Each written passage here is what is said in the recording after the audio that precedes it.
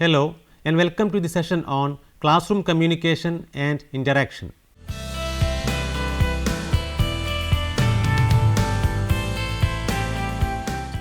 The term communication is used frequently in modern times. Communication can mean a process of interaction, a discipline of study, or even an electronic media system. Here in this chapter, we are talking about communication as a process. Communication is the exchange and flow of ideas or meaningful messages from one person to another.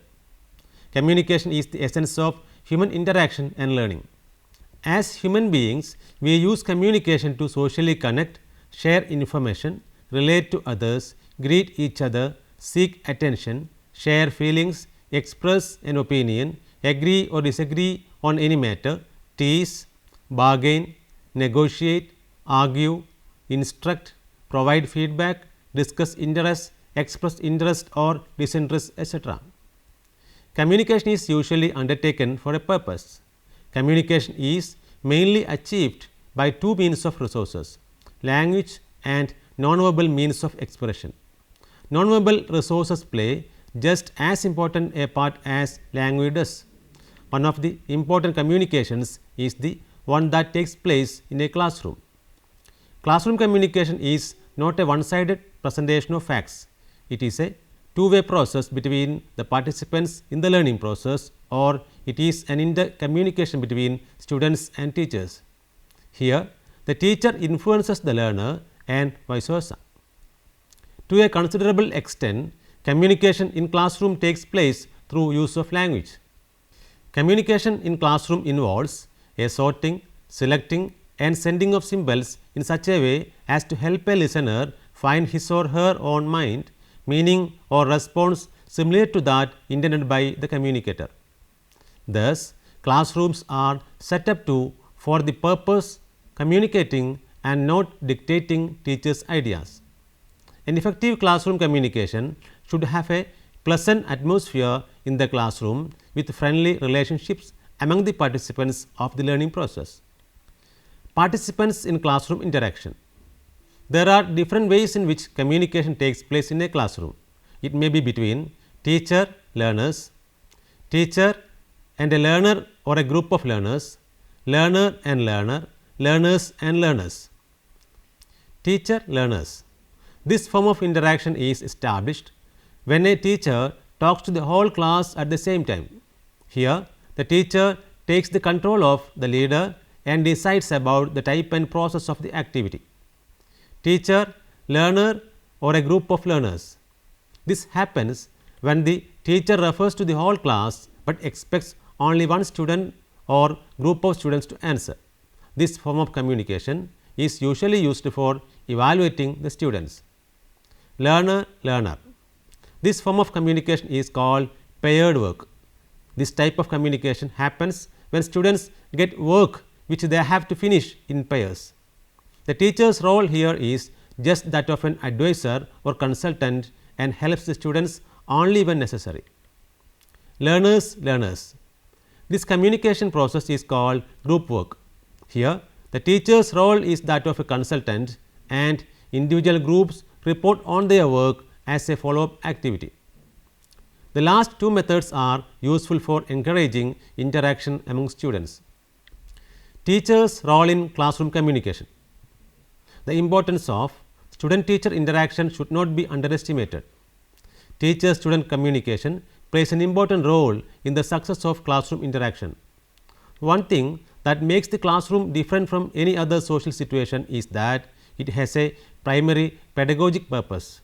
The act of teaching is a kind of reciprocal contact established between the teacher and the pupil.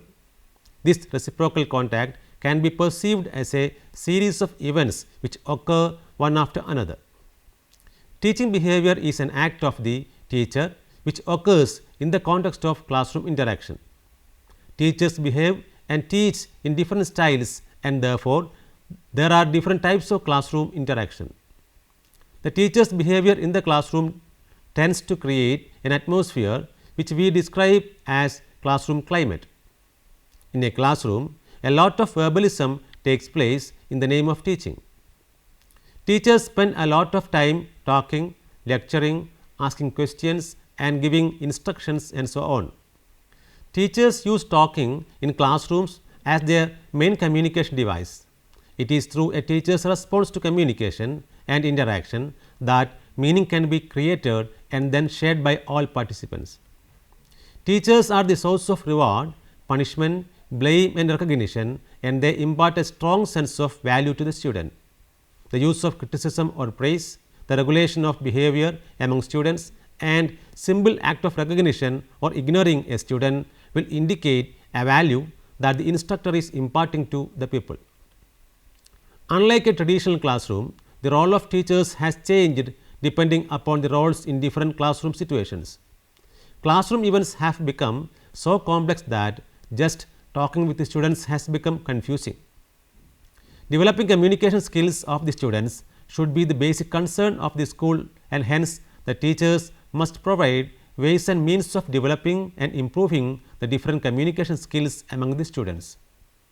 The teachers should understand the constant influence of several communication media outside the classroom upon the students. They must capitalize on the students' conditioning to these media and must relate them to the school activities.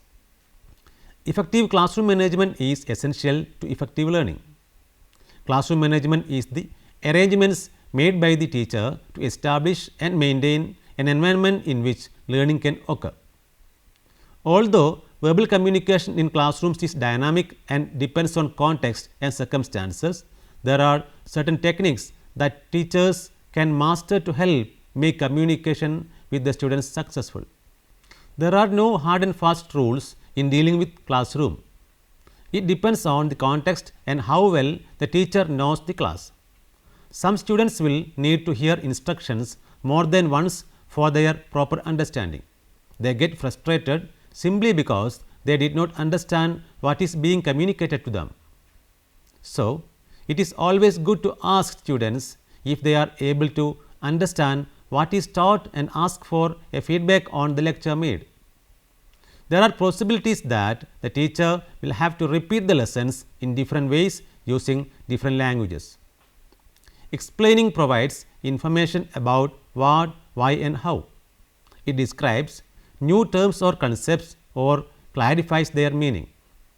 A good explanation is clear and well structured. It takes into account a people's previous knowledge and understanding and uses language that peoples can understand. Use of metaphors and examples can also help an explanation. Explaining a lot to the pupils may be the main form of activity in some classes. People learn better if they are actively involved and therefore gain and maintain their attention.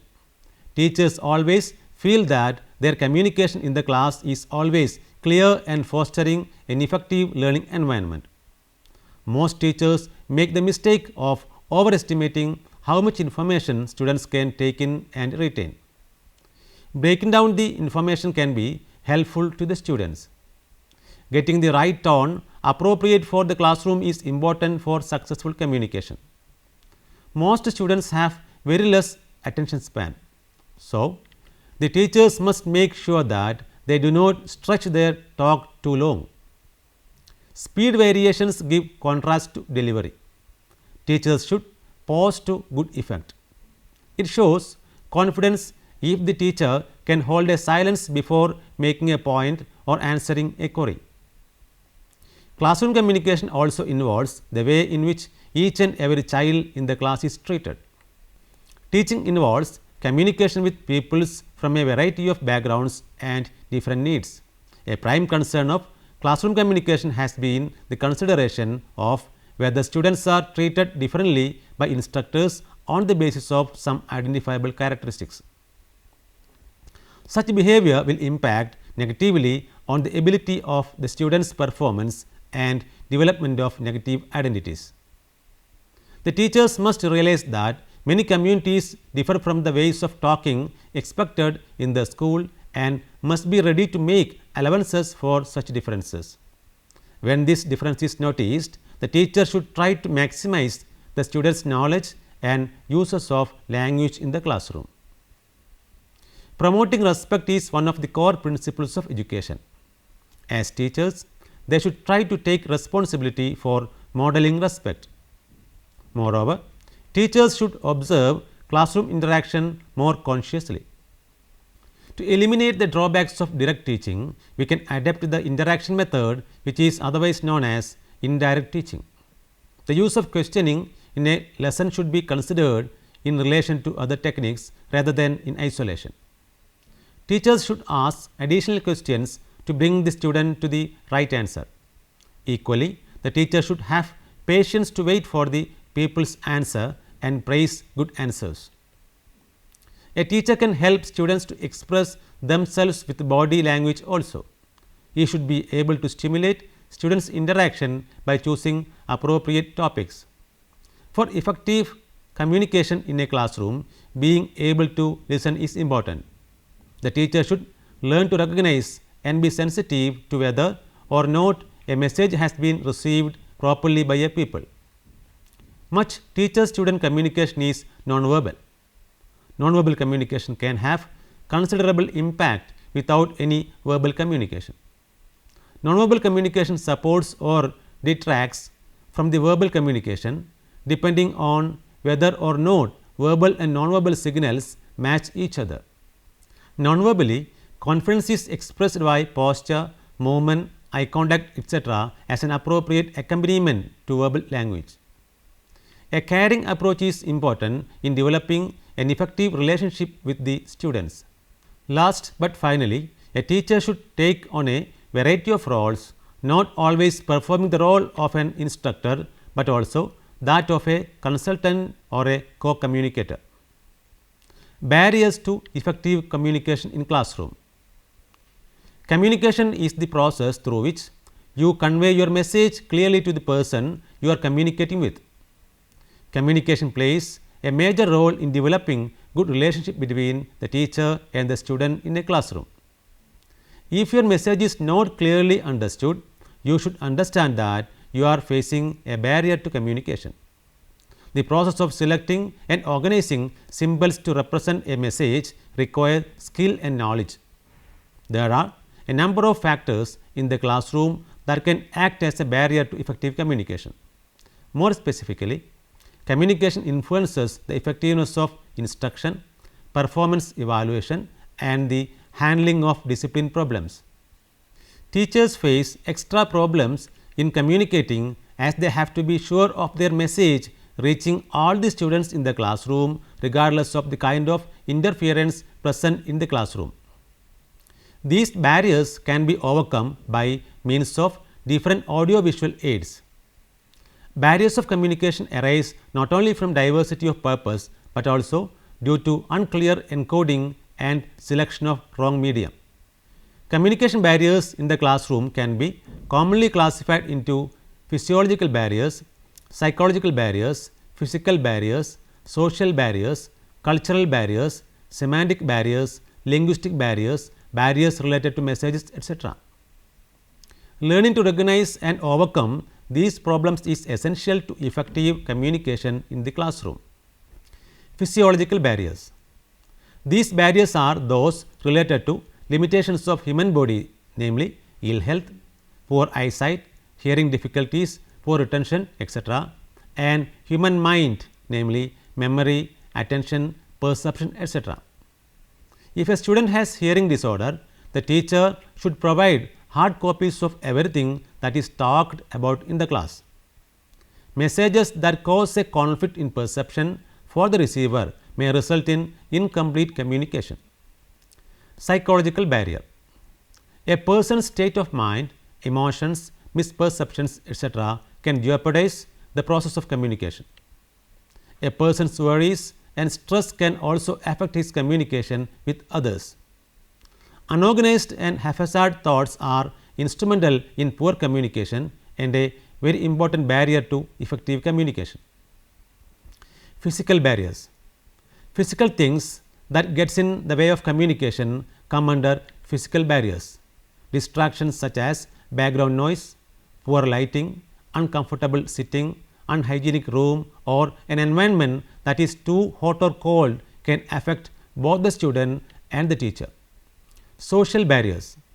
Social factors like age, gender, socio-economic status can act as barriers in communication in classrooms. Cultural barriers. Culture shapes the way we think, act and behave. Cultural differences lead to difference in interests, knowledge, values and tradition. Cultural barriers arise when individuals in one social group have developed different norms, values and behaviors to individuals associated with another group. Semantic barriers.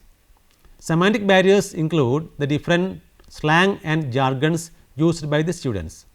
There are different languages across different regions which act as a national barrier to communication.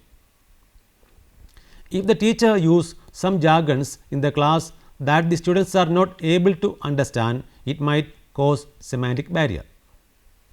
Linguistic barriers. Individual linguistic ability may sometimes become a barrier in the classroom. Use of difficult and inappropriate words in communication process can prevent students from understanding what is taught. Poorly explained and answered questions and answers can also lead to confusion. Barriers related to the message. Effective communication in a classroom happens with clear messages. Unclear messages in terms of meaning and grammar may act as barriers in the class. Messages that are passed through inappropriate channels can also have the same effect.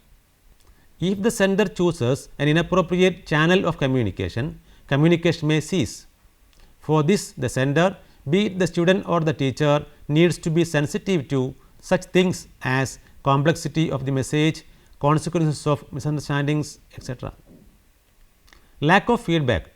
Feedback mirrors what the sender has sent. Without feedback, communication becomes incomplete. Both the teacher and student can play an active role in using feedback to make communication a success. Students' role in classroom communication. Initially, talking about classroom communication, it is felt that teachers play a dominant role in controlling the patterns of communication in the classroom and shaping up classroom relationship. Teachers have control over various things like selection of topics to be taught, and they have the opportunity to control their talk as well as that of the students. Learning, however, requires an active step on the part of the students also, and is best measured by what these students are able to do with the material. Successful interaction is the basis of positive human relationships among people. Similarly, to everyday life interaction, students have to be trained to be effective communicators. They can train themselves to be good communicators.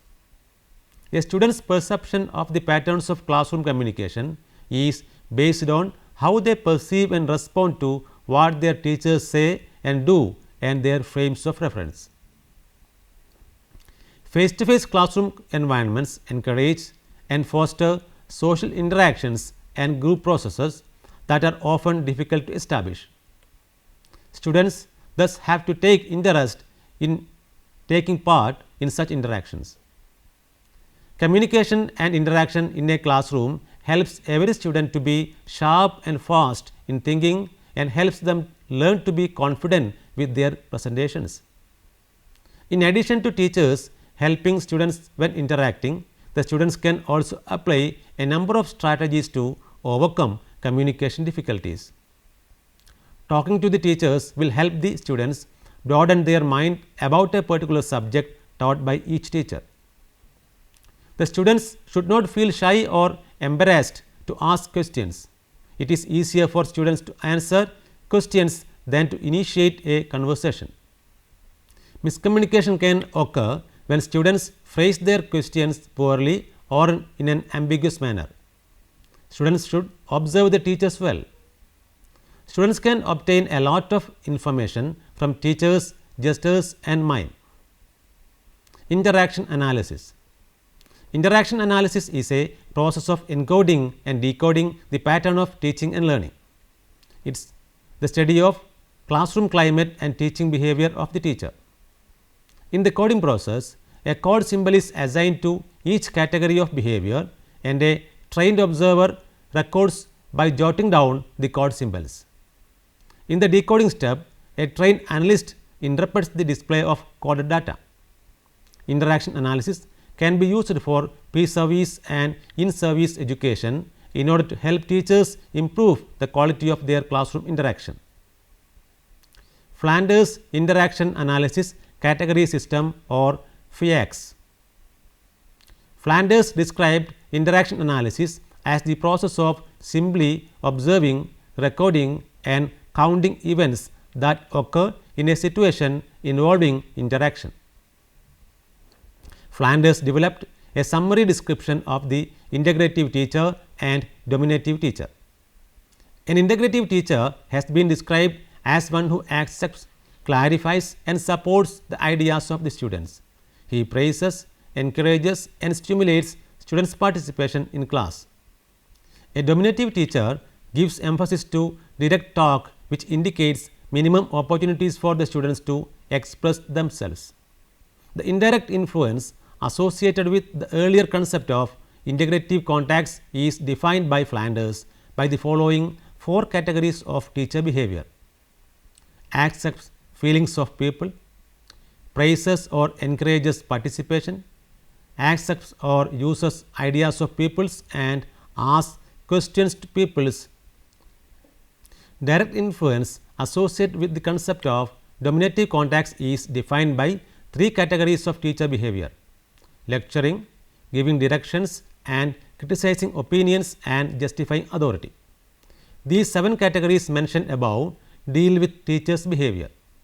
Flanders classifies people talk under 2 categories: people talk in response to stimuli posed by the teacher and people talk initiated by the pupil. Still another category was developed to cover periods during which no one speaks or there is confusion, that is silence or confusion. With the 10 category system described above, it is possible to estimate the percentage of time of teacher talk, people talk and silence or confusion exist in a classroom. An inference can be drawn from this estimate regarding the balance between initiative and response. With the 7 categories of teacher talk and only 2 of the people's talk, more information is gathered about the teacher's style of performance. The Flanders technique is a boon for scientifically and objectively observing the nature of student-teacher interaction during verbal communication. The important advantages of the analysis are that any person can make accurate inferences about the verbal communication and get a mental picture of the classroom interaction. Comparison can be easily made using this analysis, which would serve as a vital feedback to the teacher about his intentions and actual behavior in the classroom. This serves as an effective diagnostic tool to identify and remediate limitations and drawbacks concerning the social and emotional climate in the classroom. Conclusion: communication is characterized by continuous evolution and change. Contemporary theories regard communication not only as an interactive process of exchanging meaningful words, but as transaction between participants during which a relationship develops between them. Typically, human communication is a complex thing and effective communication is challenging. People communicate to establish relationships with others, to express feelings, express opinions, to share experiences, to work together effectively, to be entertained and to persuade others to think as they do. Communication is thus not so much an act or even a process, but rather social and cultural togetherness. Defining communication as a process brings us closer to an understanding of its complexity. When communication is effective, both the teacher and the student benefit. Communication makes learning in a class easier and helps students achieve what they want in their later life. Good communication in classroom helps strengthen a teacher-student relationship and student-student relationship. A degree of communication is required in every profession, and communication skills are necessary at even the most preliminary stage of career growth. In general, people want to be heard. If a teacher shows interest in a student's opinion, that student will feel that their thoughts or ideas are appreciated. Teachers who reward student communication and class participation will notice an improvement in overall class performance. Now, you can try to answer the following questions. What are the barriers that affect communication in a classroom? Which are the different ways of communication in a classroom? Which are the ways in which a student can improve his communication with his teacher? What is the difference between semantic barrier and language barrier in communication process? What is FIACS? What are its advantages? Now, you may go through the reference books for further reading. Talking, Listening and Teaching, a Guide to Classroom Communication, written by Thomas ACF and published by Covin, United States in the year 2009. Learning to Teach in the Secondary School, a Companion to School Experience, written by Chappell S., Leask M. and Turner T. and published by Taylor and Francis in the year 2005. Classroom Communication and Instructional Process, written by Barbara M. G., Raymond W. P., Burrell N. and Allen M., published by Lawrence Elbaum Associates Inc., Publishers, New Jersey in the year 2006. Thank you for watching this program. Have a nice day.